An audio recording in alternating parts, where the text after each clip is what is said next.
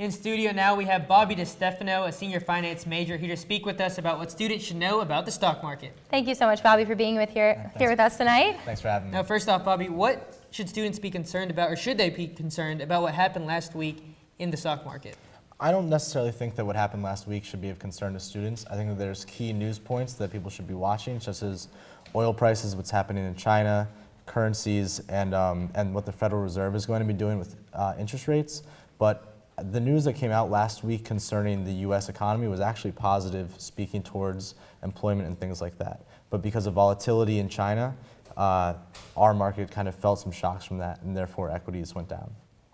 So do you believe the media might have exaggerated some of the stock market things going on? I know it kind of changes each week, so do you think it was too much, or? I don't necessarily think that it was an exaggeration so much as they painted it in a more negative light than they may need to have concerning the U.S. economy, because there was a lot of money lost in that week and then a lot of money gained back. But the focus was more on that than, for instance, the health of the U.S. economy. With good statistics coming out, it means that the Fed might actually raise interest rates, which is scary for a lot of investors, but really means that we're moving towards a healthy economy and that things are going well. Employment's going up, and we're having the type of growth that we want to have. Well, and what exactly should students be paying attention to? If you had to give a student advice, what one thing should they pay attention to relating to the stock market?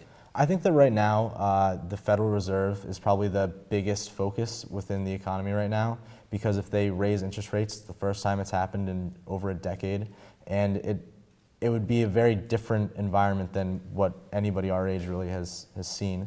So that, and then also oil prices. Just today, OPEC, the Organization of Petroleum Exporting Countries, announced that they might cut their production, and so oil prices might actually spike back up. All right. Well, thank you so much, Bobby, for joining us and giving us all of those really helpful tips. I know we're going to really look out for those.